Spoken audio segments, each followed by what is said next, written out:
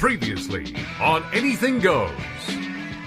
You were almost, if I had put this happy face there, you would have sent me a picture of your cock. I would have seen a picture of my dick. Why not? I'm like, oh, we're playing this game now. All right, let's see. You know what? I just want to be Dave liked. says cock, Jay says dick. That's really cute. What's the difference? But cock sounds bigger. Yeah, it sounds like something you should be afraid of. I think cock implies heft. Yeah. It's like you need Then why did Dave use that? I don't know. I've never seen Dave's dick, but by those Me dance neither. moves I saw in that video, he is confident. Oh, yeah. That is the confidence of a man with a cock. A heavy dangle cock. The way you danced in Vegas, just you might have a cock. Or a pocket full of fuck pills. Who knows? What was the... A dick retracts like a switchblade. And No, it's only... has no hang until you're excited. It's only available to be seen right before it's ready for entry. It's just, it's not, you cannot... Is that your rule? That's Me my sort of Totally. rule, yeah. I judge any dude, when I ask a question about him, a big dick, it's not whether it's big or not. When it's hard, I'll always want to know, I go, are you confident enough to pull your dick out completely soft and be like, hey, here it is. And man, I am not. No, it's like, I'll... Check again with me in 50 pounds. And now, let's get to a new exciting show. Good evening, ladies and gentlemen. Are you ready for some laughs? Are you?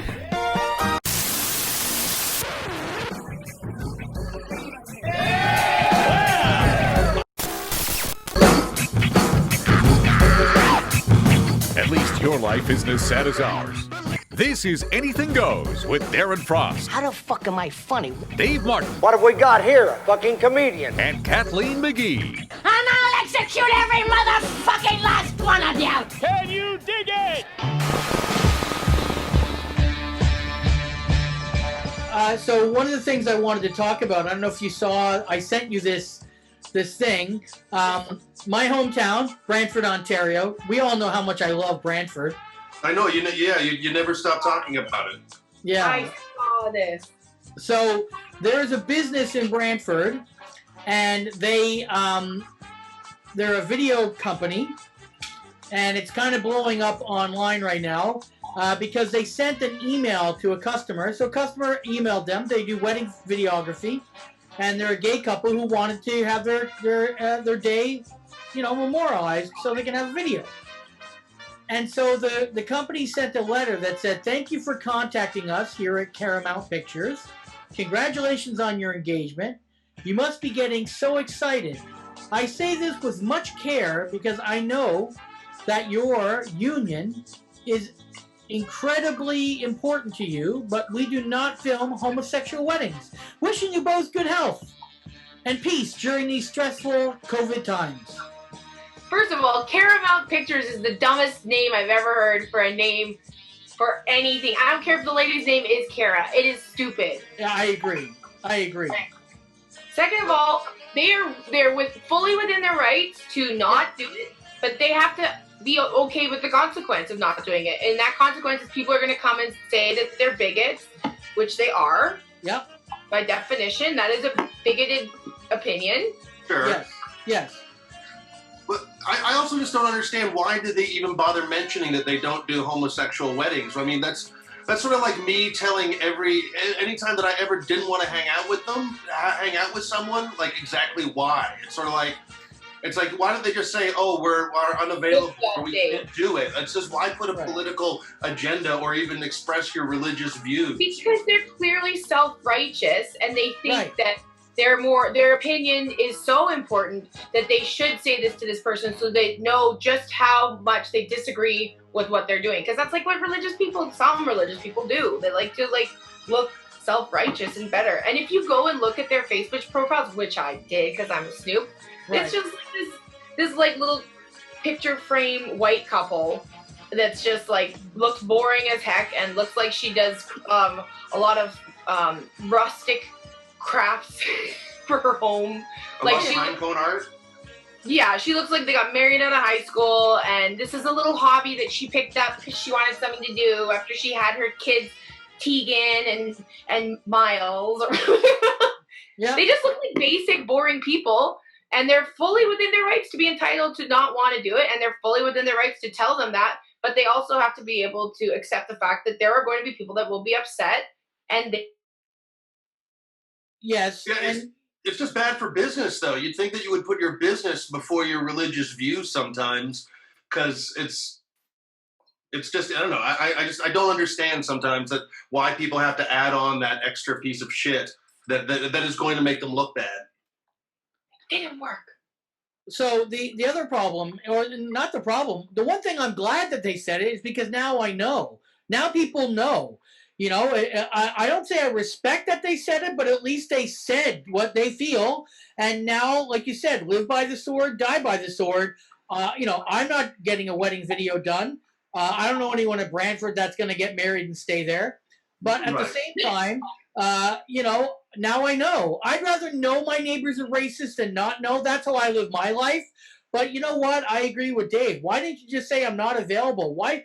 First of all, why work in the with the public? So I kind of broke this down because I'm always such a math guy. You have to assume that 80% of the public is for gay rights, or at least want people to think they're for gay rights. And in that 80%, there's got to be at least 40% that is really hardcore. Like, I'm not going to put up with bigotry and homophobia. And in that 40%, there's going to be 20% that's going to fucking do something about it. So, you know, to be a public company and to try to sell your services to that company and saying this shit in 2020 is just ludicrous. But it's like you said, they're so moralistic and think they're such on a higher ground than everyone else that they can act like this. And it's... But also, this is they're going to now get the business of bigots. So they could still get work. Just You're right. Not everybody agrees with what we agree with. And that's what like social media has done to us, because we're only in our little bubble of people who agree with us. So thinking that there's other people with the other opinion doesn't come up as much. They'll probably still get work from people that are terrible. What we should do is we should videotape them videotaping people and finding out who everyone is. Well, I also think, too, that the 80% that you're talking about, I think there might be 40 people that are okay with it, and then there's the 20% that are really hardcore about it. Yeah. And then there's probably the 40% that couldn't give a shit either way. Right. And then there's the 20% that don't. But it's sort of like, I mean, maybe these people think that they're going to get more business, but again, it's sort of like this is a personal email that these people got, and then they chose to put it out onto social media, correct? Yes. Or this wasn't a public statement from the company. No. So it's sort of like they must have. I mean, but maybe these people didn't even think that this letter, which they thought was out of kindness, would be shared. Well, but you almost have to think that don't care, but they don't want to film gay marriages, so they don't care if the gay community doesn't like them. That's not the people that they want to hire them. Like I'm just thinking about probably what they're probably thinking. Right. And we personally, as people who aren't against homosexual marriage, find it disgusting, and we're totally entitled to that opinion as well. Who doesn't want to videotape a gay marriage? It's like a big party. It's a big party. Way more fun. They're also acting as if they're going to be like shooting like them consummating their marriage. And it's not a gay porno. It's literally everyone's going to be fully clothed unless it's going to be on a Pride Day float. I mean, it's not that. I mean, as much as I think that all weddings are kind of gay, but I still find it. Anyways, I just think it's ridiculous that people interject their opinions, and it's not going to get them any more business. No one's going to be like, well, I want to get married and videotape it now. So I just think it's hilarious and hypocritical that people that still follow the Catholic Church, like a corporation, which is what it is, that is known for raping little boys, and they're suddenly saying, "Oh, I don't like homosexuals." Well, you still believe in a whole system, right? It's terrible. Like you still believe in a whole system that. Have you not seen The Paper or whatever that movie is? That movie. After I saw that movie, I'm never going to church again.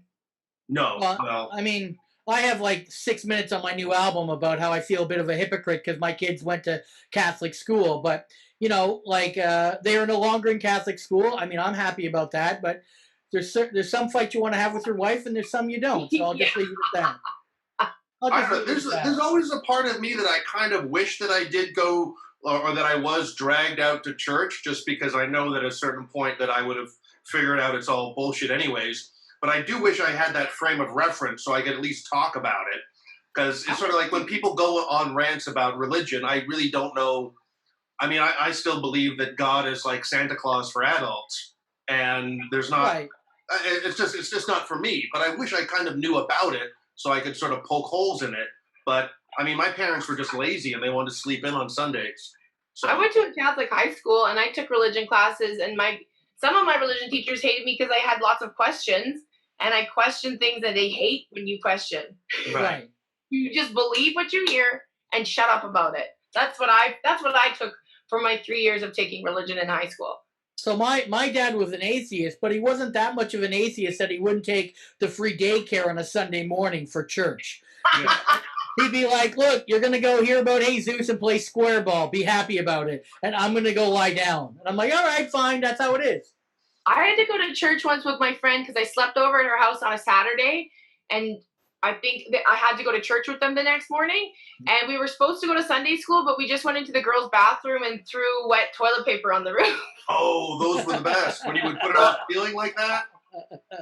Because I'm like, I don't know what Jesus is. I don't know what Sunday Jesus school would is. approve. Jesus would approve of that. Yes. Jesus would rather do that than be in like Sunday school for sure. Yeah. Instead of hanging out with the people who don't want to videotape gay weddings, Jesus would be in the bathroom wetting that toilet paper with you for sure. Exactly. Oh, We just live in a time where people's true colors really come out. So I don't know if you guys go ahead. I also don't think that people realize that, like, I mean, it's always funny to go back and forth with someone online, and some people think that, oh, I'm literally just speaking to this one person, but then there's the rest of the world that could be watching it and not commenting, but just judging both of you in the argument, and it's just, they're just sitting up in the bleachers watching it. So it's like I'm always surprised at the amount of people that will see a post and not like it or comment on it. But they'll just still follow it, and they'll post some stupid meme of a Michael Jackson eating popcorn. But it's like I don't like to get involved in it. I like to read them. I love reading all the forums, but I don't like commenting or getting involved. I don't even really like liking comments because I don't want to look like I'm taking sides on stuff. Yeah, I almost kind of get a bit of a kick out of because I follow a lot of right-wing people online just because I like to see what the other side is. And and also, I mean, How did you meet them? Pardon me? How did you meet them? Oh, I don't, I'm not personal, but it's sort of like I followed Caitlin Bennett for a while. She's the gun girl from, and then. Famous right-wing people. Yeah. Not really right-wing people, but, or people that I can actually speak and talk to, but or like Ben Shapiro or Michael Knowles, and it's so. But I do sort of enjoy trolling those feeds, and it's like funny whenever like Caitlin Bennett would go off on a rant about like Black Lives Matter or why are these people burning their own community, blah blah blah. I would always write would enjoy writing she wishes that she could say the N-word so badly. And then everyone would respond of like, how could you say that about her? Blah, blah, blah, blah, blah. Or it's even best when you write something so outrageous and then you get this long list of comments. And then after about a couple of hours, I just delete the comment that I made. So then all this effort that people put into trying to attack me is just completely vanished. And I just get I'm worried that people are going to look on your like follow list and be like, why is Dave following so many right supremacists? Oh, no, but I believe that. I believe in getting both opinions from both sides. Even like a religion, it's sort of like even if I can poke holes and make fun at those people, I still get a kick out of that. So I'm not worried about it. And anyone who knows me can call me or talk to me or send me a message and we'll work things out. But you have a lot of time on your hands. Enough time to buy things like this online. What is that? This is an Elvis jumpsuit? Yes. Yeah, it's my Elvis hoodie that that arrived yesterday. I couldn't even wait until but like the company wasn't mailing.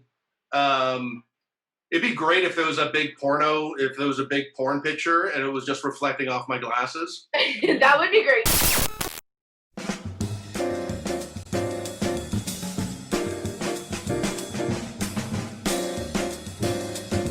Listen, how about Hello there, this is Sean Cullen, and you're listening to Darren Frost and Dave Martin's Anything Goes on Canada Laughs on Sirius XM. That sounded great. Thank you.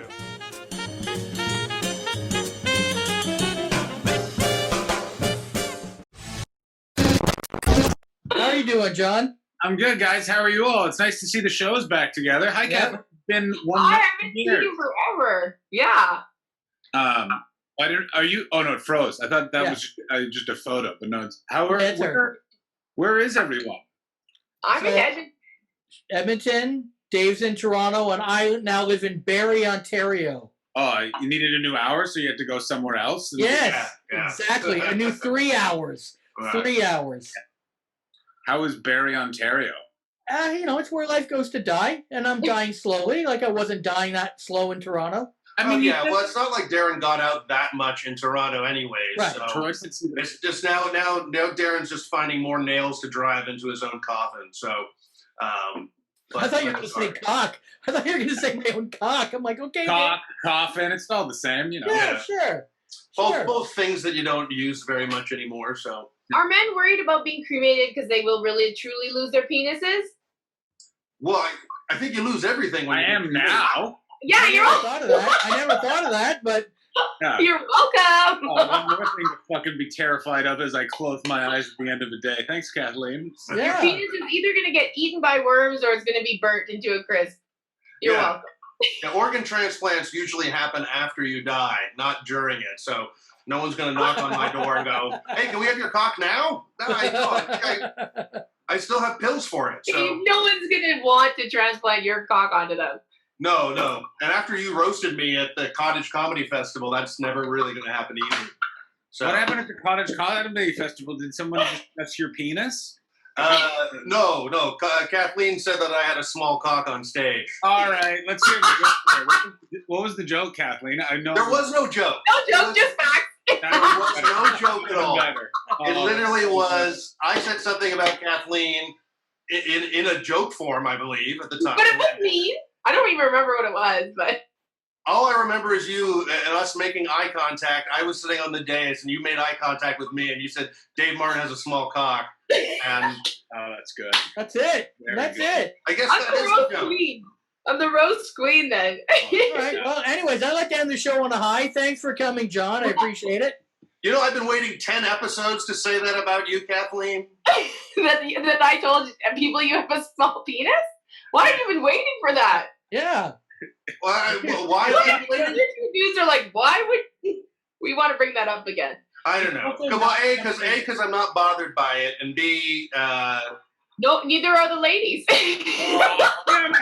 Oh, I'm trying to get that in. That's exactly where I was going. Sorry. Fine, None of the guests get roasted. Someone had to say it, and I'm glad that it got said. All that is important is that everyone, because I guess we're recording, knows that Dave has a small cock. 100% we're recording. Well, okay. Well, first of all, I can do many other things, and second of all, like what? I don't know. Do you want a list of references? Yes. Yes, send me all their Facebook profiles. Okay. Sorry, this is about John, not Dave and his small penis. And there we go. Let's move off that. So it's been a pretty hectic week for you, John, wouldn't you say? Yeah, it's been weird. It was one of those things where, if you, what is it? Is it today? Yeah. A week ago and a few hours ago, I was utterly terrified by the fact that I was going to have to tell the world that I was on America's Got Talent. And then it came out, and I came out smelling like roses, thank God. Because I don't know about you. You did a great job. Yeah, for sure. You did a great job. We're all comedians, and your cum is Dave Martin penis size, so I can speak honestly without fear of retribution. Yes. It was one of those things where comedians have this weird. There's certain things you should do, certain things you shouldn't do. So I really wrestled with going on the show in the first place for no other reason. Where it's like, I envision this because I'm like the Ramones. Even like you're not like the Ramones. You talk about your butts. Just fucking go on television and stop following people. But it was one of those things where it was very nice. I needed some love during the time of Corona when we're all without a fucking job or a future. And so it just it made me feel very nice. And just a lot of people came out of the woodwork to share the video, which is available on all of my social media, my PR team, or my PR couple that are dating. My PR is Danny Menlo. Why am I not saying his name? My PR is Danny Menlo and his girlfriend, Kim. Oh, God, I'm going to butcher her last name. It's Sakamoto. Sakamoto, thank you. Yeah. Kim Sakamoto, for your PR needs in a pinch when you don't think a video is going to be that great because it was recorded in front of no one but Howie Mandel, Sylvia Vergara, and Simon Cowell, and suddenly realized you might need to do some interviews so you can maybe have a career after Corona. Contact Kim Sakamoto and Danny Menlo because they will take over your social media and pump that shit out. What was that, the building from Die Hard? Oh my God, that was the Nakatomi Plaza. Oh, okay. All right. It's right to the racism. Good one, Dave. Yeah. When did you see it? I'm just uninformed. Literally the day LA went into shelter in place. Like I was at the Pasadena. Kathleen lived in LA, and Darren and I think Dave, you've been there. So I'm in Pasadena. I live in Koreatown, and the governor has literally stood at a podium, literally saying, "Go home. Everything is shutting down. Go home." And I'm stood there being like, do I leave? What is going on? And they left an addendum, which is if you're at work, you can finish your shift, and then you can leave. So I just sat there, and they left the comedians to last because we don't have any props. It's just us. Right. So after 10 hours, like literally, like my tweets are like virus has hit LA. Everyone's going to die. And I'm just hearing drills like as they're taking apart the set. And then I was second to last, did it, have no memory of it because I was so freaked out by the fact that coronavirus was coming. And no audience? No audience. Oh. Whoa, oh my God. Yeah, no audience. It was the crew, thank God, by that point was sat in the seats. So I just played the crew. You know, God bless Canadian comedy. I have performed for a lot less. Yeah, no, I get it for sure. Yes. Yeah. The one thing I did want to ask you, and I know Dave's got something he wants, but I just want to ask you, you walk off, you've done your time, and we all know through the power of editing, you don't know if it's going to be good or bad the way they edit you. So when you walked out of there in the moment, did you think you did well or not? I always look at these things in boxing terms. It was definitely a hometown. It was going to the cards. The judges, and not the judges as in American Got Talent, but the editors split it either way. There was no way that I could make a definitive situation where there was nothing they could do. Like they couldn't not make me look like $1 million. There's no they can make me look any way they want. I was nervous as hell walking out there. Sure. They really did me a solid how they presented me. And I'm eternally grateful for that. I was treated so fairly. I really appreciate it. I don't remember walking off stage. There's an interview with me and Terry Crews that I know wasn't used because it was Terry talking to a guy not blinking, being like, what the fuck happened? Right, of course. Yeah. And then I had to take the LA subway system home. Like it was just a night. In the most Have you done a set since? Pardon me? Have you done a set since? I cannot say. Oh, okay. Oh, okay. No, but have you done any live shows, not with America's Got Talent, but just any kind of live comedy shows since it aired? No. No. Okay. Now, I'm just curious because I know just like I was a part of the Last Comic Standing when it was in Toronto, and the Last Comic Standing had like a bit of a controversy a couple of years before that because I think it was like Drew Carey, Brett Butler, a couple other like 4 other comics were the judges, and they all passed Dan Natterman. But then the producers stepped in and said, no, we want these people to go through. And then I remember on the episode, they actually showed it. Drew Carey and Brett Butler stood up and were like, what the fuck's going on here? These aren't the comics that we wanted to have passed. And there is a thing at the end, in the end credits, that say the producers have the final say in who goes on and who doesn't. Like, did you feel that it was like really the 3 judges have the final say? Or did you get the impression that there were like other producers watching it going, we like this guy moving forward? None of that ever really crossed my mind. Like, I can't speak on an informed thing where I've thought about it. As far as I'm aware, and I'm speaking off the top of my head, it really, as far as I know, it came down to the 3 judges, yay or nay. Yeah. So, and that was my experience, it was all the judges. The whole experience was really, really positive. Like, it's one of those things where I'd love to come on here and, stir up some controversy, but especially with coronavirus, they were as incredibly informative as they could be in a tough situation. And for all of that sort of stuff, there was none of I was totally aware of the last comic standing stuff. And that crossed my mind, but that was not the case in America's Got Talent. It was very, very, it was very positive and translucent. It was, you entertain these 3 people, you go forward. I got a big kick out of watching your set, because I could tell that, just from doing the amount of shitty gigs that Canadian comics do, it was almost, when you were making the crew laugh, I was just like, that's John at a bad gig just playing to the back of the room. The bartenders laugh. Yeah, exactly. Yeah. Exactly. And it's one of those things, it's also, listen, I've done bad gigs, sadly, all over the world. I will say yes to everything. Mm-hmm. Right. And it's, Bobby Mair hit it on the head. I don't know how, he stayed up and watched it, the supportive little creep that he is. And he texted me right away and went, who knew doing an open mic in London to 4 people, 12 years into your career, would turn out to be a really good decision. Right. And it was. And it's also, by the way, that's not to say that everyone needs to do that. Every comedian, I get driven mad by podcasts becoming, this is how I did it, so everyone has to do it my way. Right. Find your own way. As it turned out for me, it was a good decision. Other people curate what shows they do, and most of them have better careers than I do, so they might, as it turned out, be right. But so 2 things. One, Bobby Mair is the other guest this week that we recorded yesterday in this episode, so that's hilarious. You brought Bobby up. And the second thing is, I'm not a huge fan of Howie Mandel myself, but I will say that I thought it was very classy that the way he handled himself, and you could really feel that he was giving you energy because he knew you were in a bind. And, when you've only got 3 people to perform for, and that one is kind of really trying to help out, maybe you didn't pick up on it, but I 100% did. Huge thing that he did. And I do respect that he did that. It was, listen, he absolutely went out on a limb and helped me out. I was nervous as hell walking out there. I didn't know what to expect. I didn't know if they were going to laugh. Right. And there's a whole thing that was edited out where we talked about Canadian comedy. We just talked about both being guys who work yucks.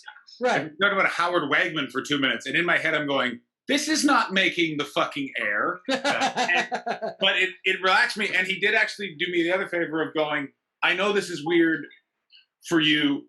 And that's in the show where he goes, we will be a good audience. And in my head, I think he's saying that to the other judges of going, listen, sitcom star and guy who knew Queen, we're going to fucking help this guy out. And they absolutely did. That was incredibly helpful.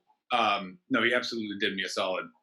Did you wish there was like a full house, or was that? Of course. I wish it's sort of like a weird sort of double-edged sword, because there's always the possibility. So but everyone's expectations are so low when you're coming out to no audience that you got the skills to do it, but I think the exact opposite. Not to cut you off, John, but I think going to no audience and stamping your personality with the amount of confidence, to me now, a full room, you've already faced a harder beast. A full room is now just a full room who already knows that you did it once to no audience. They're going to be on your side. That's basically what I was going to say. It's one of those ones where before I saw how they presented it and edited it, and they've done me some amazing amount of favors, even the way that they titled the YouTube video of that. I'm their only comedian, and there was a ton of other comedians that performed to an empty room. I'm the only one that said, stand up to an empty room. Right. Doing it to an empty room with the benefit of hindsight, I'm happy I did it because it's unique. Mm-hmm. In the end, in 2 more weeks when everything's moved on and no one's talking about it, it's a story I can tell for the rest of my life, and that's for sure. And I killed for 4 minutes. It's also, we're all business people. in time period, it's something that I can say to journalists that's going to get me some ink, and that is also a huge benefit, as we're all struggling with the fact that our jobs don't exist because of a virus. So, yeah. I almost think it's kind of better for you in some ways, just because, you had that anecdote and you made it through, and it's sort of like you've already kind of accomplished the hardest part.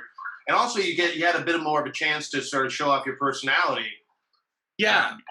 And again, I have to give all the credit of the personality show off to I wish I could say that I was that calm, cool, and collected. That was completely the production staff of America's Got Talent. I think doing me a solid. I think listen, here's a little tip for everyone. Don't complain to the producers on a TV show, because sometimes they really do you a fucking solid and edit you. Of course. I know how I was feeling that day. They could have made me a villain because I was just being very quiet and not talking. Yes. They really helped me out. They were very smart in how they told that story, and that was all on them. So there's a famous story. I'm not going to say the comic's name, but he was going to LA and they had a crew following him. And halfway through, the crew didn't really like the person. He didn't really treat them that well. And even though he did well down there, when it came up to Canada and it aired, you could tell by the editing that they kind of stacked the deck against him. They didn't portray it as well as it probably went down. And that is the power of the production team, because if you we all them know who over, it was. that's fine. Face, you know who it was. Was Dave Martin in this documentary? No. Are you sure? Yes. No. It's not. I knew you'd think that. It's not. It's a very small known thing, but literally afterwards, because I know how well the comic did, but he's off stage, wasn't really the greatest guy, and you could just tell the crew was kind of like, okay, fine. Yeah, wait till the end, because you don't know. It's like shooting a commercial. You think it's going to be great, and then it comes out and it's shitty. You don't know till the end.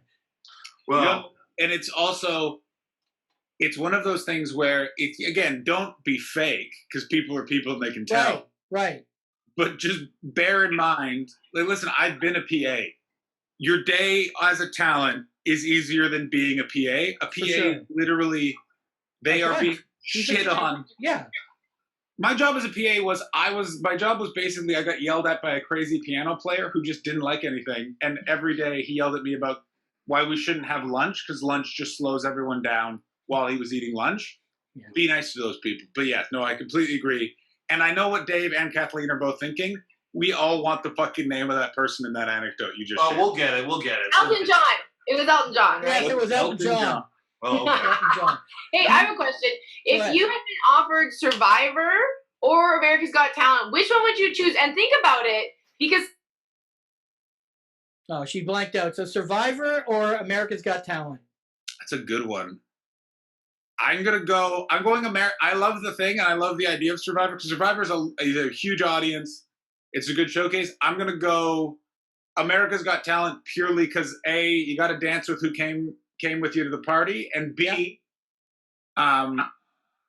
you know, it's a weird thing of, like, I'm a comedian. I like being on TV, being a comedian. That said, the better thing for my career and the right answer is Survivor, because Survivor is you'll make enough money afterwards that who gives a fuck.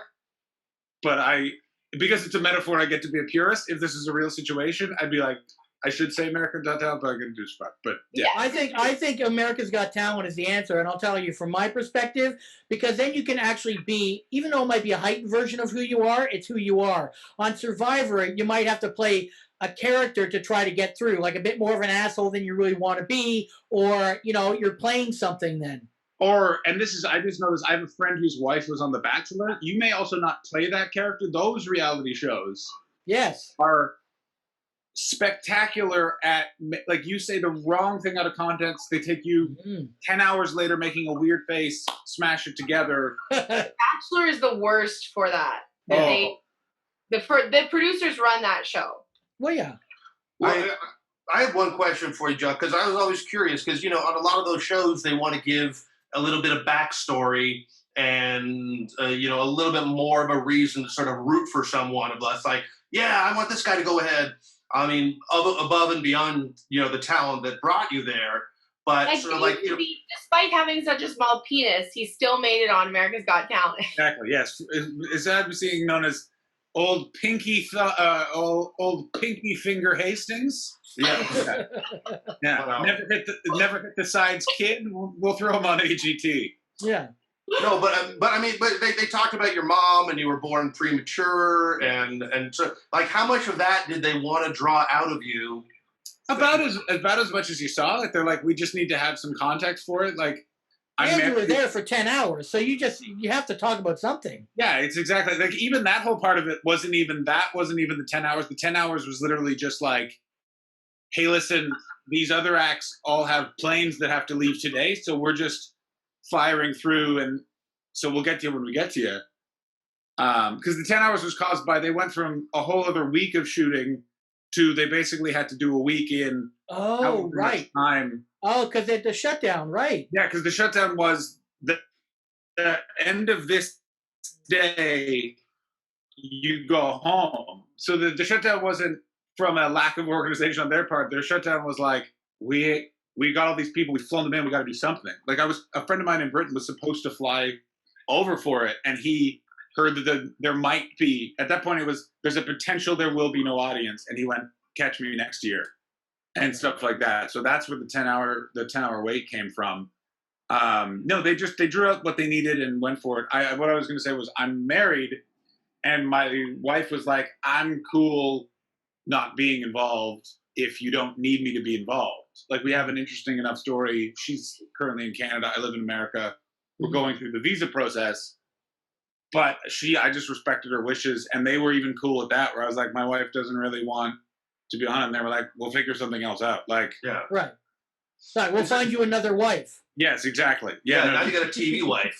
I went to a Tom Cruise test. Story, right? Like a little sob story. Yeah, that's exactly it.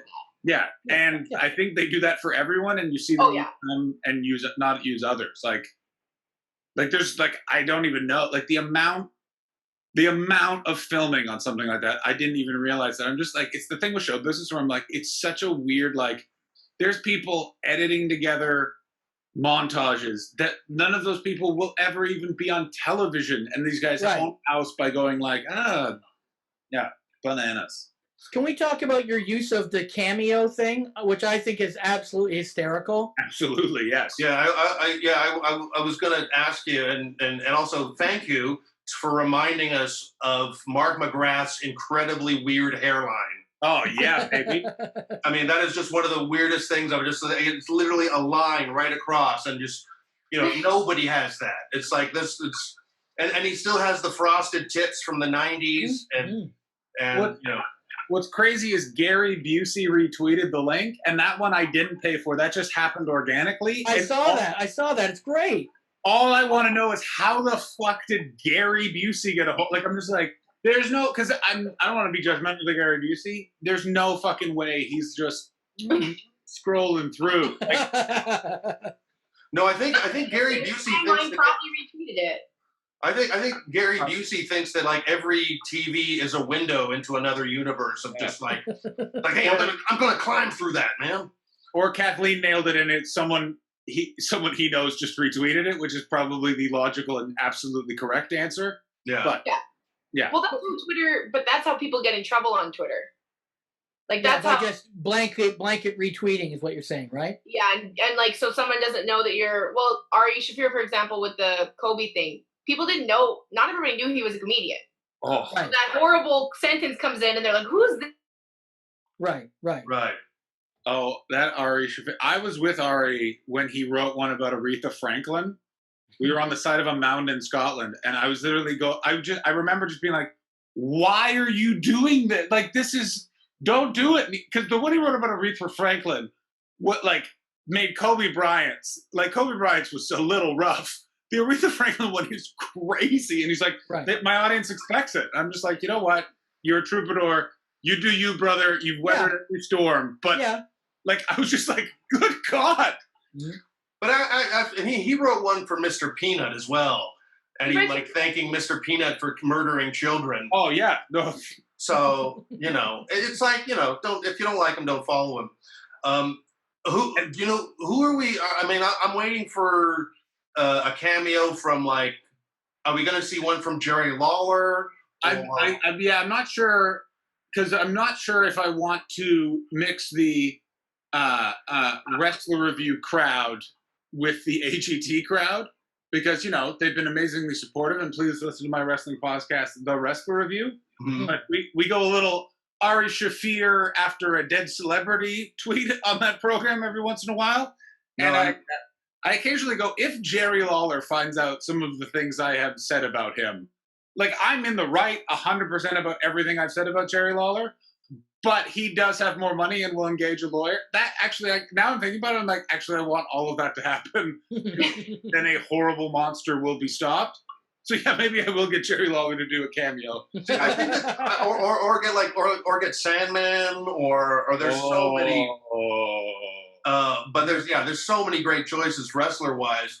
But who's the football player that got, was it Brett Favre that got duped into like saying a bunch of anti-Semitic stuff? Oh, there's the best one so far I saw. Again, Bobby Mair sent this to me. Carol Baskin of the Tiger King. Yes.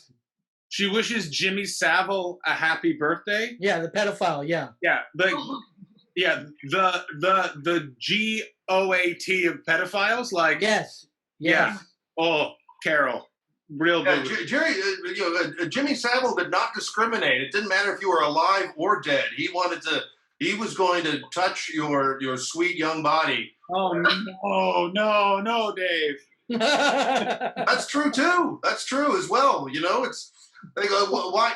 For the record, Dave Martin, Toronto, Ontario, made those comments. I would like everyone to know that I, John Hastings, have not said that. That National Broadcasting Corporation does not condone the attitudes of Dave Martin. No. They are aware of his penis size. They're not sure why they know, but... Well, I said it. That's how I know. Oh, yeah, okay, yeah. Well, Kathleen said it, technically. I don't want to be... Well, Kathleen said it a number of years ago at the Cottage Comedy Festival, and I'm from... And that's... Anyways, that's not the point. That's not why you're here today. You know, I did a tour last year with Greg Morton, who only had great things to say about the show and the way that he was, you know, from the production angle and how he was dealt with. And what he said is he really got excited each time he had to perform each time because he became more comfortable and more comfortable. So, you know, I think with an added audience or maybe a little bit bigger of an audience, your comfort level will grow. And, you know, I think you have a really good shot. Yeah, it's one of those things where if... you know, this is as far as I go, this is as far as I go. I've literally just put it out of my head. Anything else that's going to sort of happen, I'm really happy with how they've treated me thus far. I feel like it's really, really fair. I would say to anyone who is on the fence about doing a show like that, do it. Because in the end, it's 10 million people on NBC. That is... as stand-up comedians, that is a very, very rare opportunity for us, even if you're on 1,000 times on late night. Like, if you actually look at how many people are watching that show, it's not that many. And it's in the end, you know, comedians, I think we all kind of want that cool rock and roll vibe of the Stanhope and such, where it's, you know, young, cool people. In the end, comedy clubs are expensive. Who's coming to see you is the people watching America's Got Talent. And they're not... nearly as parochial as you think they are. I completely agree with everything Greg has to say. I think that I will get more comfortable as I move through the process. I'm looking forward to that. I just want to say this weird side. I played Arizona twice last year, and I went in thinking, this is going to be Trump country. This is going to be bullshit. They were the coolest shows because we forget about so much of the world is they can laugh at themselves. They're aware of what the world thinks. Right. And I think that, you know, there is going to be a burn off of the crop in all facets of show business in most industries. Mm-hmm. And I think that those that survive this and stay and stand up, whether it's in Canada, Britain, whoever's listening to the show, and I'm not trying to get preachy, just go and perform everywhere to everyone. That's what I learned from this experience of who you think you want your fans are may not be who ends up liking what you do. So just go, open yourself up wide, and go from there. Yeah. And just quickly, like you're in LA now. No, I'm in Montreal. I ran back to be with my wife. Oh, okay. But before the pandemic, you were in LA, correct? Yeah, absolutely. Right. And is that your long-term plan to stay in LA, like for the next little while? Was that? It is, yeah. You know, I think it was a scary experience being there when in the middle of a lockdown the police started attacking people. Like that was pretty terrifying, and being under a curfew and stuff like that. But it's definitely America's the plan. If not LA, then definitely New York, but definitely America from now on. Like my career is weird in that I kind of have a weird festival thing that I do every year with Melbourne and Edinburgh. But when I'm not getting ulcers for a month trying to get people into a small room in an odd city, I will be in the USA or at a fine Yuck Yucks. There we go. And they survive this. There we go. Yeah. Oh, this is a good credit. You'll get lots of club gigs. Yeah, here's hoping, right? I can finally play. What are the clubs in Canada that never get back to me? Maybe the Nest. I mean, the Nest in Montreal is one of those clubs that always wants an American credit. They're pretty open about that. So now you have that to go in there with. And I'll be there on Thursday, Dave. If it works. Yeah. Actually, this show will probably drop Thursday or Friday, so we'll plug your appearance at the Comedy Nest. And if I could just say one more thing, if you could, when you throw out those cameo requests, how much do you ask them to say for you? I can explain it. So I sat down and wrote out a thing that basically says, hey, I'm putting this on social. You only have 250 characters, so it's like, I'm putting this on social media. I need you to say, you watched this clip. You can say you loved it or you didn't, but just be clear, I'm paying you to give me this plug. Here is my social media. If you want to watch along, you can. Tom Arnold literally, if you want to know what the copy is, just watch Tom Arnold's thing. He literally reads the copy and then watches it. Right.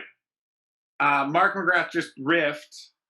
Penn Jillette said my name and gave me a shout out, and Carson Kressley just sort of riffed. So that's what I say to them. And I'm sort of debating on who to go with next, and maybe Ernie Hudson from Ghostbusters. Yeah. It's a hard one because the Tom Arnold, Mark McGrath, and Carson Kressley, I'm like, those are all the perfect level of it's funny that they would say this. Yeah. And at Penn Jillette, I was like, well, he was on the show. So that's just a good sort of crossy, markety one. Mm-hmm. And now I'm like, what's a funny one? The problem is all the funny ones are like $500. Wesley Snipes is on there. He's $500. And if it was $300, the Snipe Man in a second. Well, what about like Chris Jericho? Would you do a Chris Jericho? I don't like Chris Jericho as a guy, only because I heard a story from a technician about him when he was with his band, and he was just really arrogant, and there was only 200 people. And it's that weird thing of her like Roger Stone is on there. It's this weird thing of you're giving your money direct, like it goes directly to the celebrity. So there's also a part of it where I'm like, ethically, do I want to give it to Roger Stone? Roger Stone. Because again, Roger Stone that is objectively fucking hilarious. Yes. And if it was after the Trump presidency, if Biden had won, Roger Stone, I might even do it the day, if Trump is defeated, I might do it on election day of get Roger Stone to do it. But, well, if you end up choosing Jerry Lawler, you could just say to Jerry, listen, just say this, like, John Hastings has loads of jokes, so keep on dropping those loads and score big on America's Got Talent, but also at the same time, you have to worry about what Jerry Lawler is going to do with that $200. Exactly. That's the other thing is Jerry Lawler is he's allegedly a Jimmy Savile-esque predator. We have to be concerned what he could and would get up to. So yeah, I may be thinking Mick Foley because he's just a nice man who likes egg sandwiches. Yeah, Mick Foley. Yeah, Mick Foley would be safe. It's also after the Tom Arnold one. I also I want to get another one to watch it because watching him watch it really just made me feel like I'm getting value for my money now. 100%. Yeah, for sure. That was I watched it and I loved every minute of it. I thought it was great. Again, it made me. I've also weirdly I've seen Tom Arnold do stand up because LA is weird and that you're like, oh yeah, and that guy, he needed in the '90s. He's legitimately just a nice, weird old man of Hollywood, and he needs to get out there as that guy.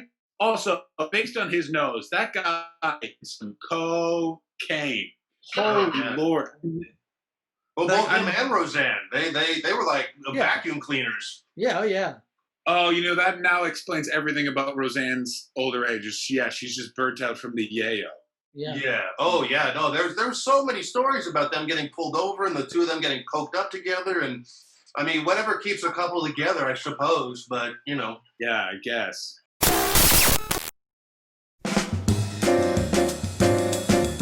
Hey there, everybody. This is the Mouth from the Pillow Fight League and Live Audio Wrestling, and you are listening to Anything Goes with Darren Frost on XM Radio's Laugh Attack. And you guys better stop picking on Dave Martin, or I'm coming over to beat your ass, brother.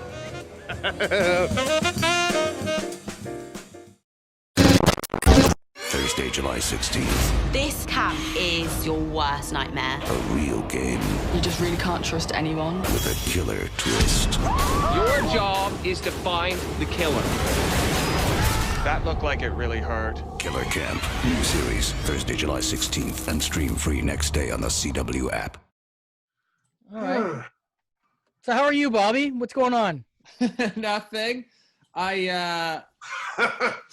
It's been 4 months of feeling my personality just been stripped away.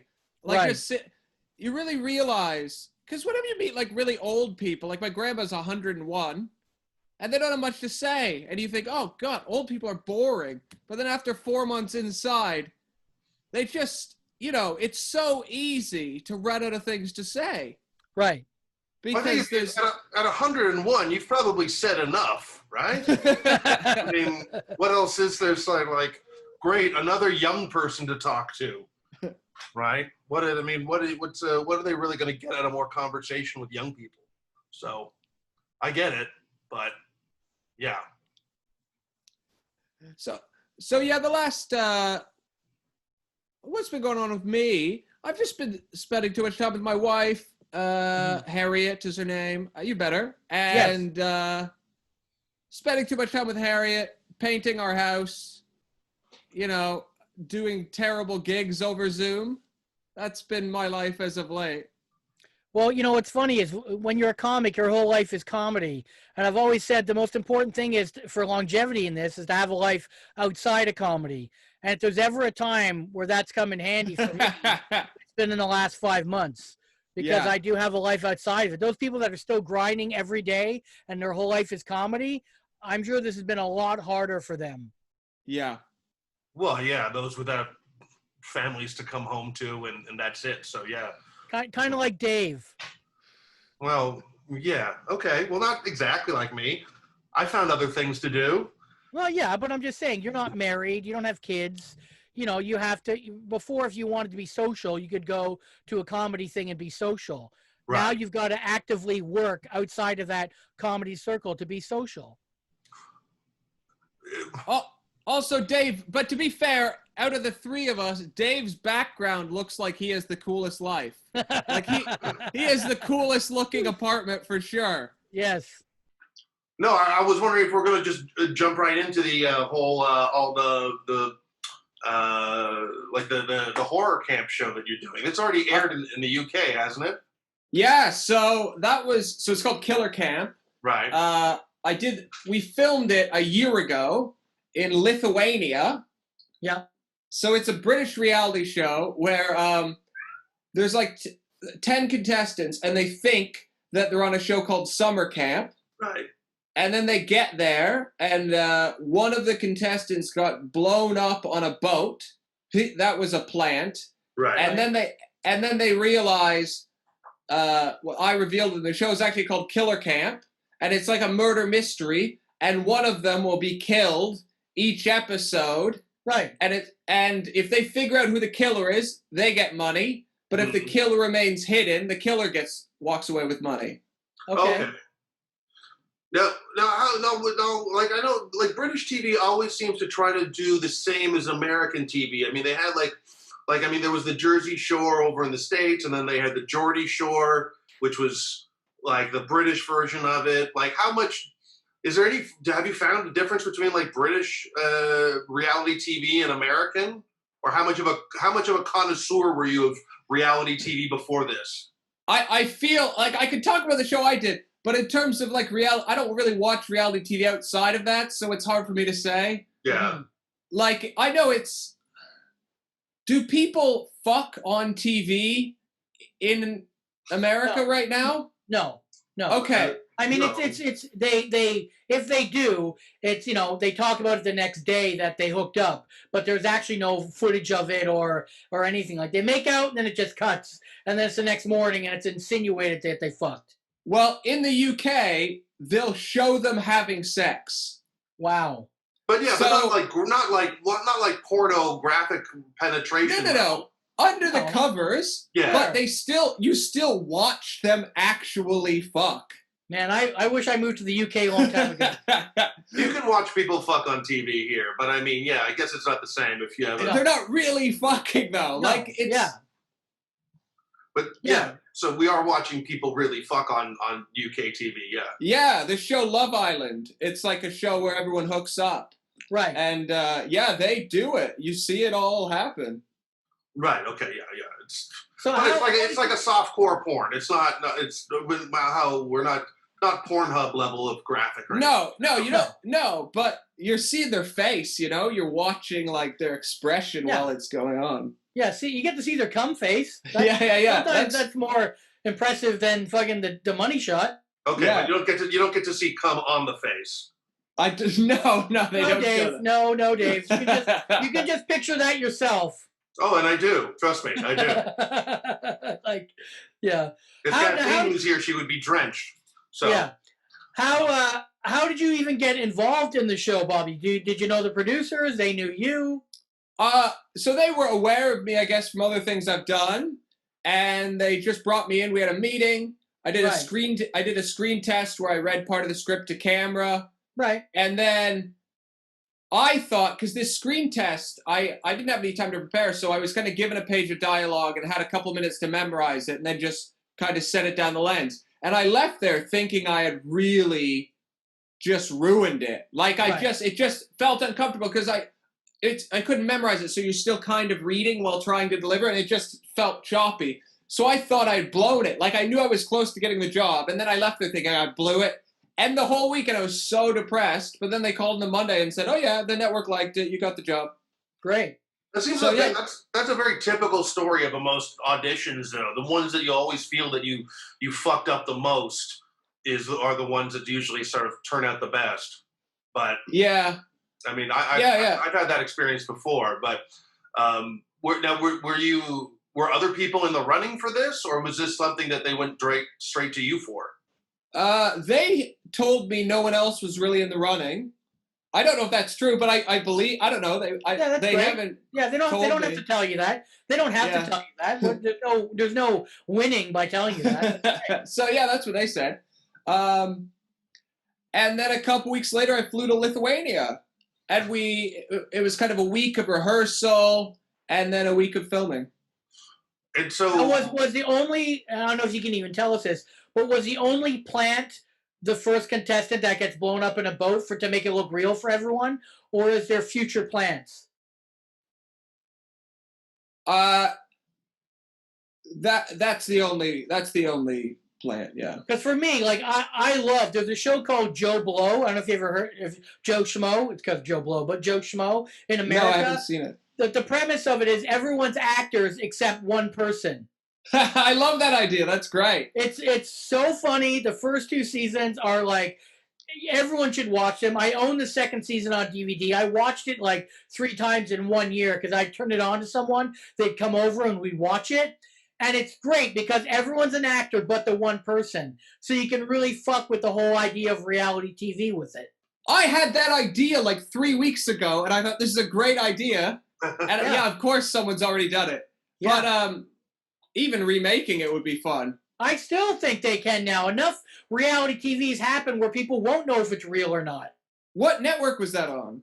It was originally it was on Spike TV, and then it only went to 2 seasons, and then that was it. Okay, cool. Yeah, that's a great premise. But yeah.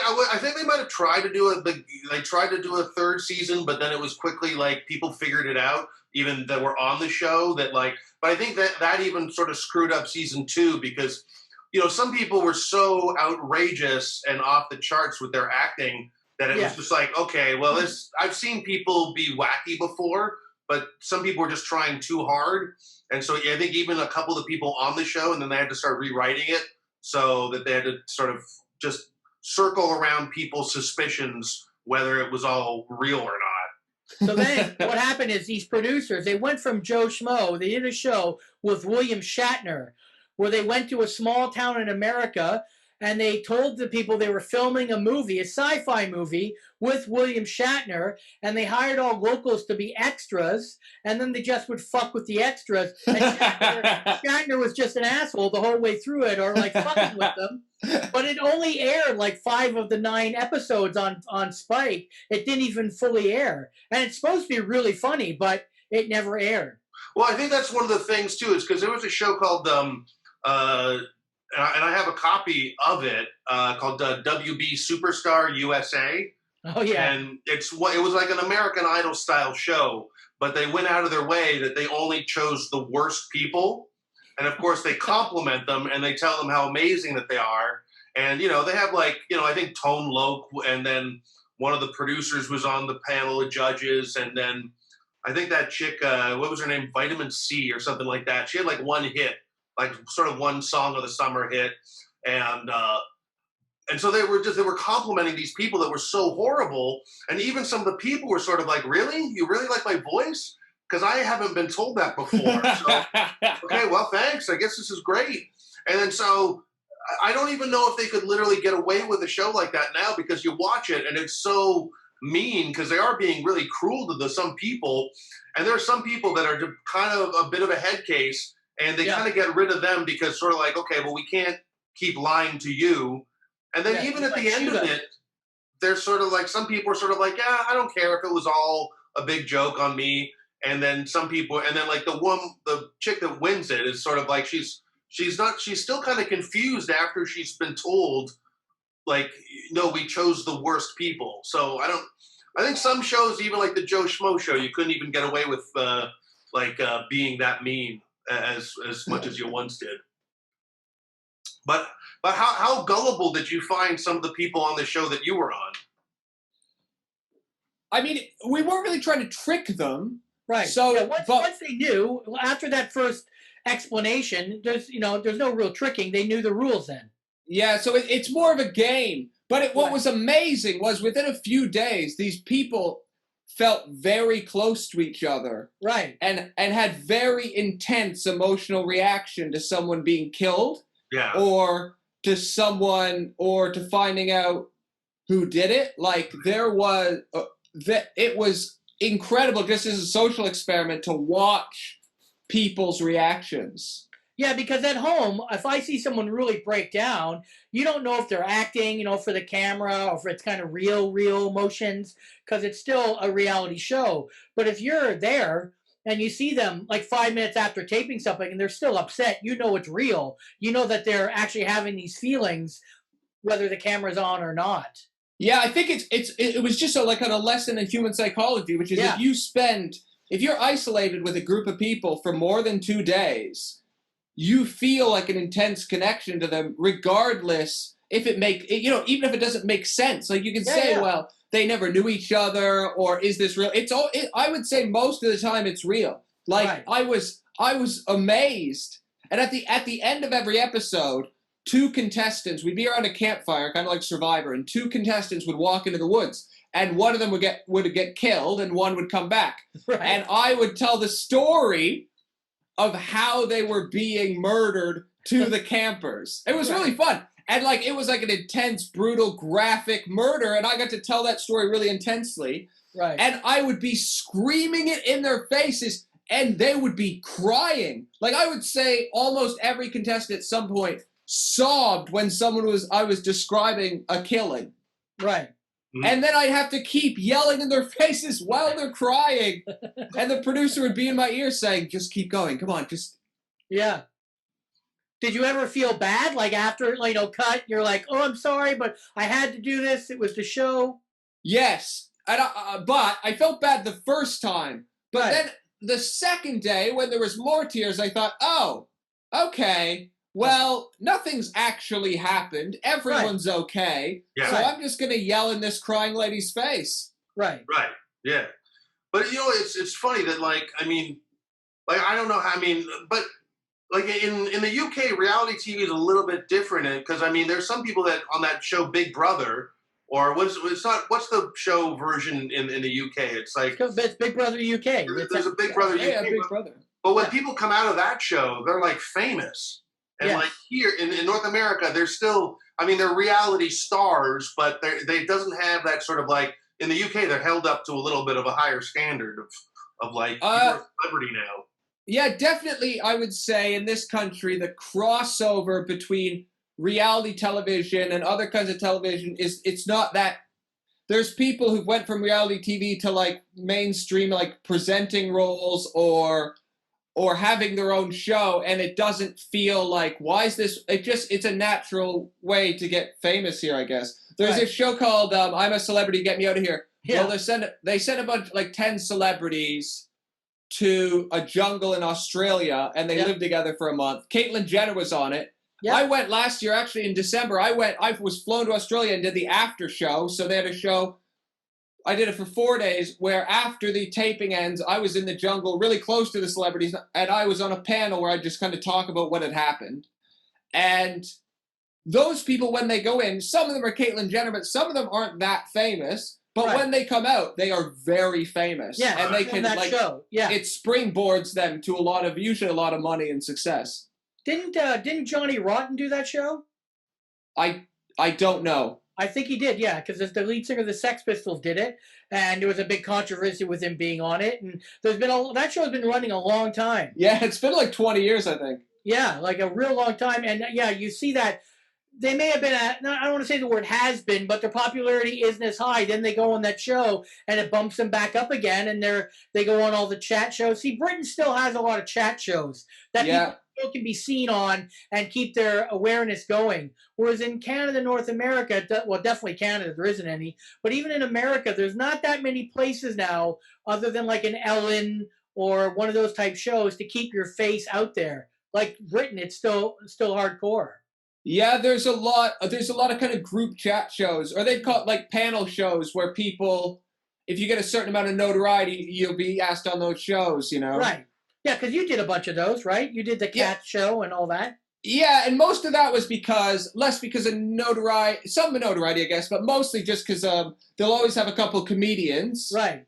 And then mixed in with like celebrities. Right. And yeah, it's fun, it's a really fun time. You're just kind of chatting, you're just like talking for a couple hours. Some of them are completely improvised. Like 8 out of 10 cats, you go in with written jokes on news topics, but some of them you just have a great time, and the whole show is kind of improvised based off games. Right. Does Jimmy Carr still host that? Yeah. Yeah. Darren, do you remember the Balloon Boy? Remember that sort of? Yes. Yeah. The news story. Yeah, of course. Yeah. It was like a news story for a day. But what's funny is that like the two people.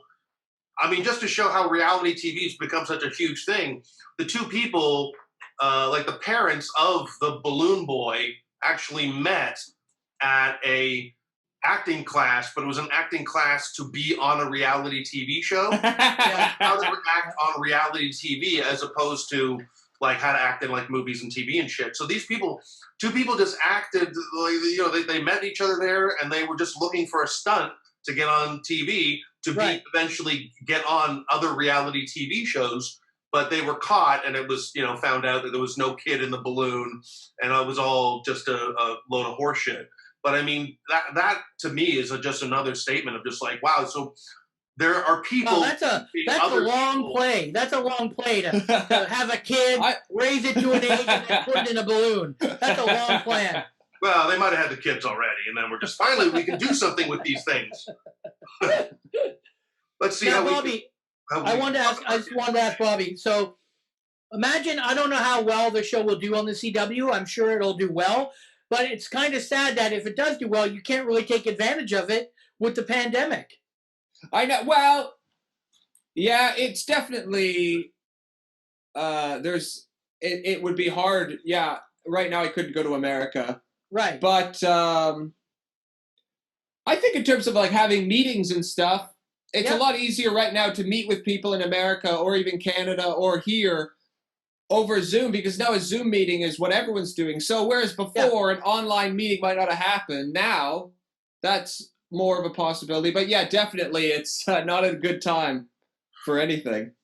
Were you able to take advantage of it? Because it's already aired in the UK. So did you ever see a bump in people coming and seeing you and then like watching your stand-up from it, or no? Well, I would have been doing... So I did my first... like in the UK, when you get a certain amount of notoriety, you can do like kind of a small tour of like art centers, kind of 100-seat venues, you know. Right. Which wouldn't really be financially viable in Canada because everything's so far apart. Whereas here, everything's a 2-hour train ride away. Like, it's easy, you know. There's so many venues. Right. So I did one tour in 2017, which was like 30 towns and cities, and I was planning on doing that again this year. And that would have been where I saw those people would have came, you know. And when did the show end? When did the show end in the UK? It ended last November.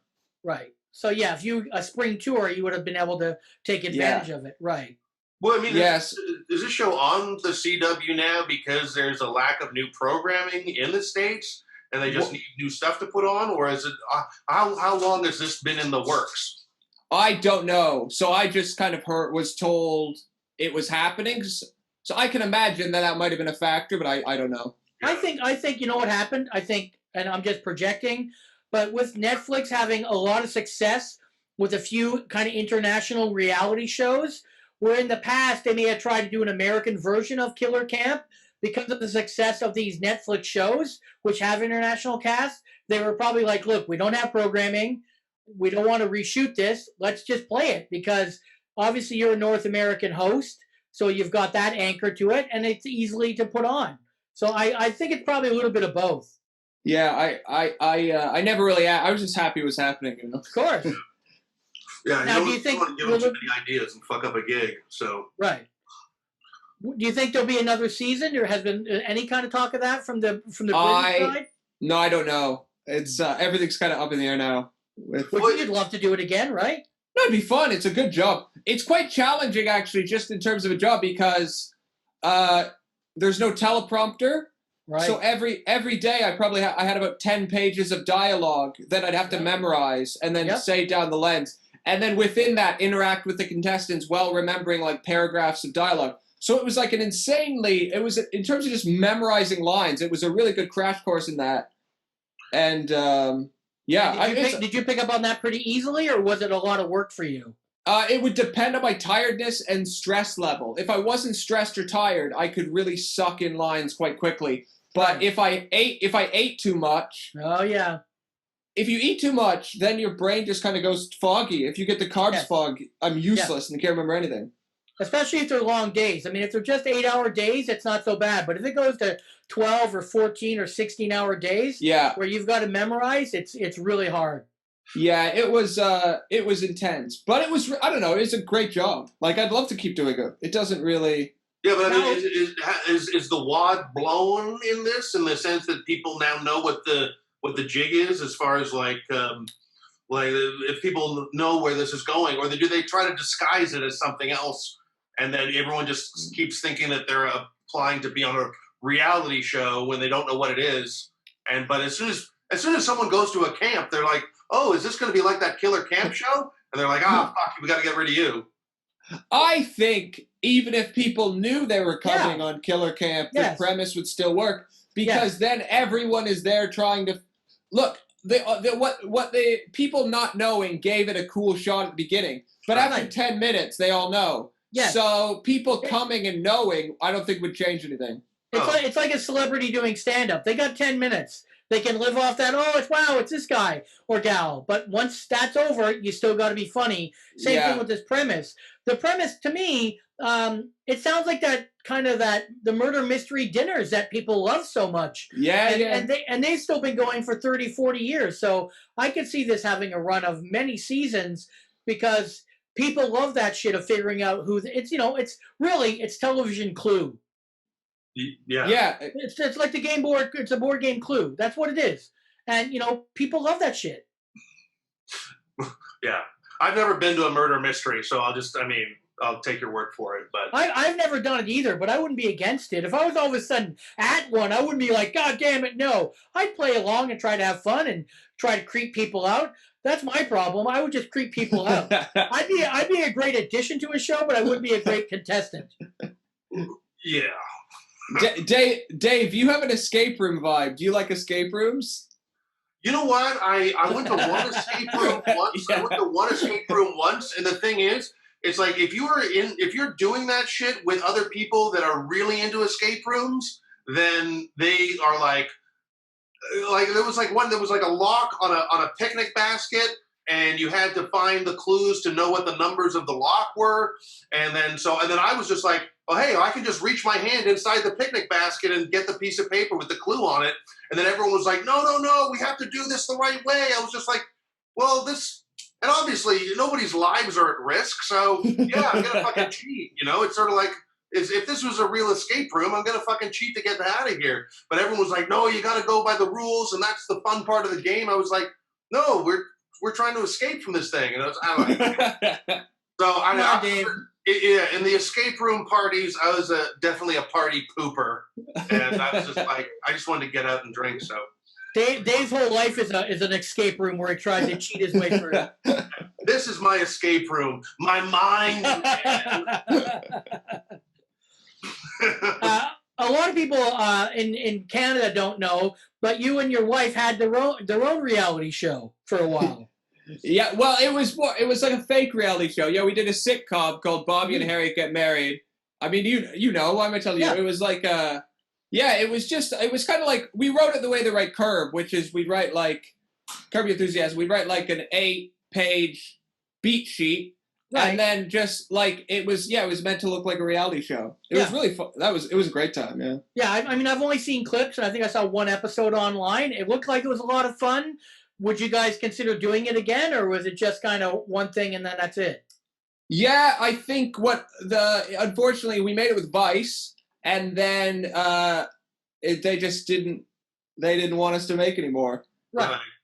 Now how much did people know it was a scripted show, or did you try to pass it off as like, this is a real thing? If you watched it, it's very clear it's scripted. Okay. Like you wouldn't think it, like you'd have to be insane to think it's actually a reality TV show by the end of an episode. At the beginning, definitely the first few minutes, you would think, okay, maybe this is, but then within a few minutes, it's clearly a sitcom. I hope. What a way to find out that I'm insane. Because I was watching that going like, oh, wow. I was like, oh, man, I wonder if they're going to make it. Ooh. What? You think there's no way. You thought I never watched an episode of the show. I only watched like the 2-minute clips because I don't know. Okay, yeah. I could never find it over here. So it's like, literally just saw you acting like you and acting like someone dealing with you. So I thought it actually was documenting your actual wedding. But no. Wow, what a way to find out. Wow. This day's getting shittier as it goes along. There's no Kathleen on the show, and I just found out that reality show was a sham. Where's Kathleen? I thought she was She just did not want to do your interview. Yeah. Why not? No, I'm fucking with you. No, she's at the zoo today with some kids. You know what? Our policy on this show is real life trumps this show. So if you can go, you know, to something with your family and get something out of that, then go do that. The show's always here for you to come back to. That's Darren's way of saying that I will be on every single show. Yeah, yes. I have nowhere else to go. I'm in a fucking closet right now, aren't I? My kids are downstairs. I fed them their pogos. They're all happy. Now I can do some daddy time. They're back in the cages? Yeah. Yeah. Some musical instruments down there and try to start a band eventually. Sure. And guess what? All the songs are angry, Dave. Yeah. They're going to be a brand new Partridge Family. Yeah, a little more pissed off. I saw, Bobby, I saw the photos that they recently let open the pubs in England. Yes. It was just, the photos that I saw were just people like puking in the streets, guys, you know, holding back their girlfriend's hair so they could puke. I saw a couple of fights. There was one great Freddie Mercury looking shot where there was like a shirtless dude holding up a beer can and pouring it into his mouth. Very I want to break free. Do you now? How far away are you now from any? But you don't go out to pubs much, do you? Or no, not really. I mean, obviously, like you guys, or I'll be at pubs all the time not pub, British pubs, but I'll be at bars all the time for shows. Right. But I wouldn't really hang out. I mean, maybe if you're with, when you're visiting with someone where you have nothing to talk about, so you're like, should we go for a drink? Because you're just trying to find atmosphere to make up for the fact you don't really like each other anymore. Then I do that. But yeah, that's funny because me and my wife do that every week. We just we don't like each other anymore. We find somewhere with atmosphere. Exactly. Yeah. So, I mean, I do the same with my wife. That's what you do. You just you have to change. You have to really. So I wouldn't, but I don't think it was as bad as the media made it look. Like, I think, even in a photo, if people are socially distancing, they still look close together in the photo, 100%, yeah. But, and also I would say it's quite romantic to hold someone's hair when they're puking. Mm-hmm. Like, I think that's a good thing to do. Oh yeah, no, it's quite gentlemanly. Yeah. Yeah. So anyway, Darren, you go. Yeah. So, how long have you been married now? 3 years.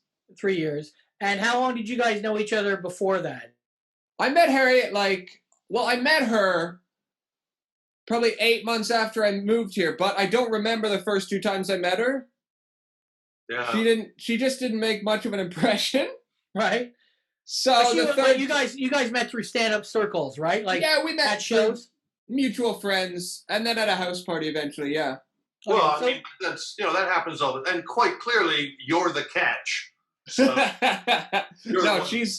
I've married well. Yeah, I've done all right. Well, it's funny. I just said this to my 16-year-old son driving today. I said, the way I look at it is, if me and my wife broke up, nobody's going to say, what did Brandy do? Everyone's going to say, what the fuck did Darren do? Yeah. So I can relate to that. The reason I brought up the marriage thing, so I spoke to Dave earlier about this. So I never dated in the industry. Dave has dated in the industry, and you've now married in the industry. Yes. And for me, I always wanted a complete separate thing, right? Like a divide from me doing stand-up and the showbiz to a real kind of life per se. And I just wanted, if you have any kind of comment on that, or what's your feelings on that? I don't know. It wasn't like I never able to shut it down. See, my big fear is it's 24/7 talking about comedy and entertainment and not being able to shut it down. Because I knew couples that were in the business, it was 24/7 business.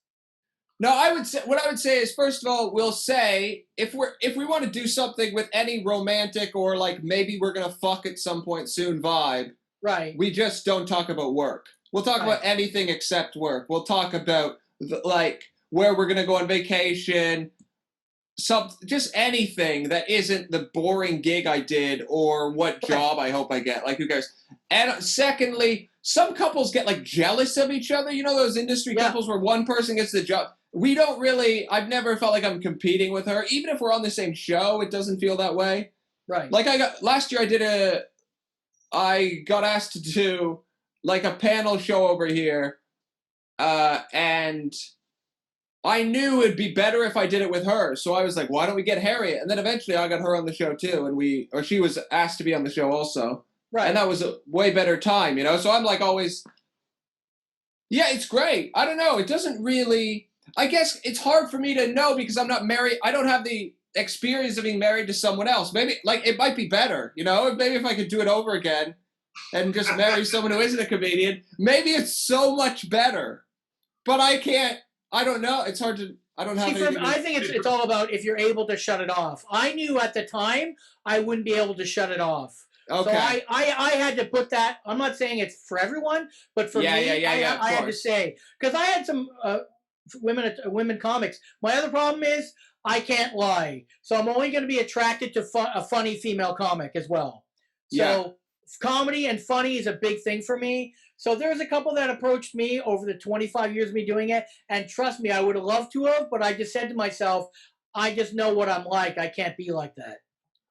Oh, the one problem I would say is if I ever watch Harriet do a show, it's nothing. It's not a comment on her at all, but I'm not a good laugher. Right. So I just sit in the audience with this miserable face. Like that's everyone. That's everyone watching. Yeah. But it affects her, because she just looks out and sees her husband staring at her like she's fucking garbage. And I'm like, no, I don't mean I know what you're gonna say. But she's like, well, then leave. Because she laughs for me. She'll laugh at a joke, but I'm just a bad liar. So if I have heard something, I'm like, well, exactly. You're a bad liar. Yeah, I know I'm a bad liar too. So that is the one point of tension, I would say. Well, I mean, I think you have to keep everything in perspective because it's sort of like anytime that I dated a comic, there was never a moment really where it was either one of us on a side of a coin where people were going to literally, oh, well, we have to make a choice between Dave or this person. Yeah. So, you have to keep remembering that. And, unless you're both in a contest or something like that. But then even in a contest situation, you doubt it's going to be the two of you going back and forth at each other. But still, I've always said that too, that I could never go out with someone who, I think I even said on this show once before that I'd probably have an easier time saying I love you than I think you're funny. It would be harder for me to tell someone that they're funny and it would be easier for me to tell them that I love them. Basing that on the lie principle, like you're not being 100% true, it'd be easier for you to say I love you than you're funny if you're lying. Is that what you're saying?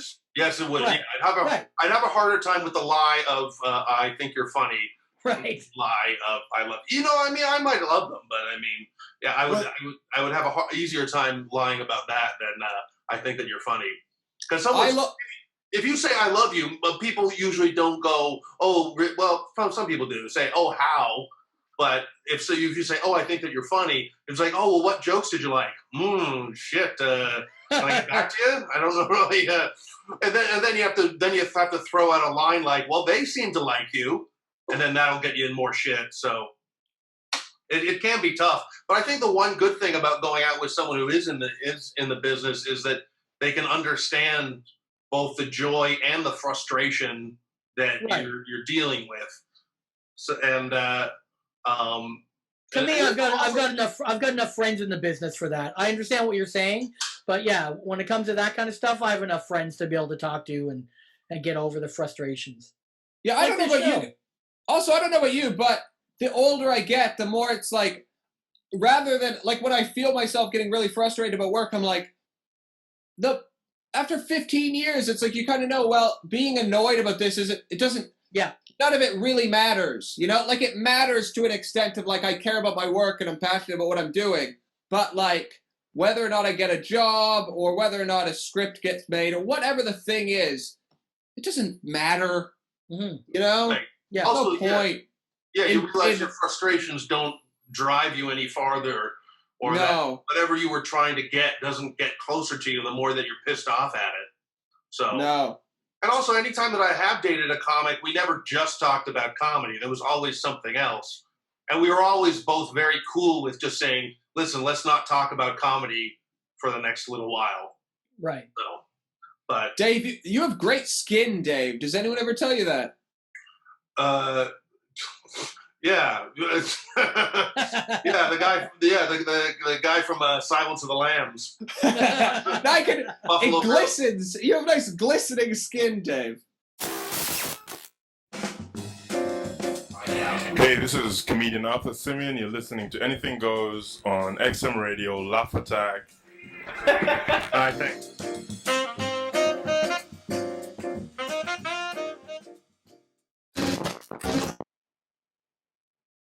My Ethernet clearly is not working. Okay. Well, it didn't drop out that much. It wasn't that bad. Good. You guys kept freezing on me. I couldn't hear half of it. Yeah. Okay. So what, Dave, you wanted to talk about something about a birthday and then we got to wrap it? Oh, I was always just kind of curious. I mean, do you, like, I doubt Darren does, but Kathleen, do you wish people happy birthday on Facebook? Only if I really know them. Mm-hmm. Yeah. Or if there's somebody that like comments on my stuff and likes and supports my stuff, then I will. But if I don't know who they are, I don't. Or if I don't like talk to them ever, I don't usually. See, I give out a happy birthday to everybody, like no matter who they are, and it's a very generic birthday wish, like all the time. Yeah. Right. And, it makes you feel real special when you get a generic Dave Martin birthday wish. Yeah. Well, no, I mean, I believe birthday. Keep on keeping on. What's your slogan you always say? Well, I believe in equality, so I believe in everybody equally should get the same thing. Mm-hmm. I'm a socialist and a communist, so that's how that works. So, so what? I mean, I've said many different stock answers over the years, and I've changed them. But what I do now is I always say, "Hey there, heard it was your birthday. You still got it. Cheers to you and all the best." And some people have asked me, like, what do you mean by it? And then I got a message from someone recently that said,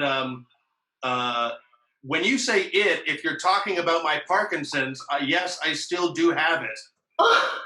Wow. And I was just like... As a serious thing, not a joke? Well, that's the thing, that you can't tell if something's a joke in the written word or written form. So I didn't respond to it. And then someone else underneath said, Dave Martin's generic birthday wishes are always perfect. And so it was like one of those weird things, but it's just sort of like how could someone... Put it on a dead person's wall once? Oh, yeah, I've done that a couple of times. And Christina Walenshaw always corrected me. A couple of times. Yeah. A couple of times with the same person as well. What? Well, it is still their birthday. They're just not alive anymore. Dave, you always get into trouble with your generic sayings. I remember a couple of years ago you got into trouble. Like, good to be here and I love you? Yeah. No, but the one, like you said, I did this club and nobody got hurt, and that came back to bite you in the ass because there were comics that had trouble at that club and they thought you were talking about them. Remember that horse shit? It's like... Yeah, I don't worry. I'm not friends with her anymore on Facebook. She defriended me. But yeah, it's just one of those things of just, at the same time, you want to be like, hey, don't take it personally, but why wouldn't someone take a birthday wish personally? Right. So, I don't know. I don't, it's rather funny. So I have a quick question, and then we'll wrap it. So I have a theory that in every relationship, one person is the harder person to get along with than the other person. Like, there's always one person, it's like, if someone broke up, or if they broke up, most people would be like, well, that person's the reason they broke it up. Like, so for example, with me, if me and Brandy broke up, for sure everyone's going to be like, Darren fucked up, because Brandy's such a sweetheart. And so I know that I'm the tougher person in the relationship. And what about you guys? It's definitely me. I'm a pain in the ass today. Yeah, you're right. Look at Dave's actually thinking this through. That's why Dave cried and begged when I broke up with him. No, I'm kidding. What? He didn't cry. I think we both cried. You out of joy, me out of what the fuck did I do? So I would probably say that I would probably be the one that's most difficult to deal with. Yeah, I think that's true. Oh, well, yeah. But I wonder how much that is from being comics as well as, I've always said dating a female comic is the dumbest thing a man can do because it's like being in a roast constantly. Well, yeah. I don't know if that's always just female. I think I roast Brandy all the time. Yeah, it must be. But like I've just talked to other female comics about it. Like, yeah, she's like mean to my significant other. Yeah, but also it's sort of like they know that's a part of your job too. They know that they shouldn't take it seriously. But if it's 24-hour, if it's 24/7, then it would be hard to be like, hey, come on, lay off. They're so proud, or save it for the stage. But I mean, I also do think that in every breakup that you should hear both sides of why. Of course you do. Well, yeah, of course I do. Yeah. What? Of course you do. You go through a breakup how many times a year? Well, yeah. But anyway.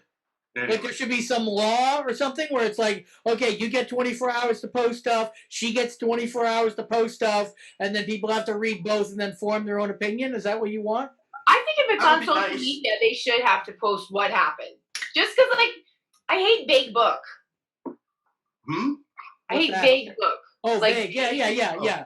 Being vague, yeah. Yeah. Well, because but like you know that you're the hard one to deal with, and Kathleen knows that she's the one with the issues to deal with, and I know that I am. But it never. There's always something that like. I mean, I think if someone was this perfect angel, and whoever is hard to deal with would try harder to keep it together, or unless they were looking for some reason to get out of it. But I just think it would be good to have both sides come out. Because then the other person is walking around going like, "Oh, that's just a piece of shit," and but I had nothing to do with that. Because well, I just so Kathleen knows, one of the reasons I bring this up is because when we talked to Bobby Mair, so Bobby married a comic. I've never dated anyone in the business because I have to have that separation, and obviously Dave has dated, and you're dating someone who's kind of in the restaurant business but not a comic. Yeah. So we were talking about that, and that's why I brought this up. It's just like, I need separation. I could never date the business because then your whole life becomes comedy. Dave is the only comic I've ever dated, and I've never dated a comic since.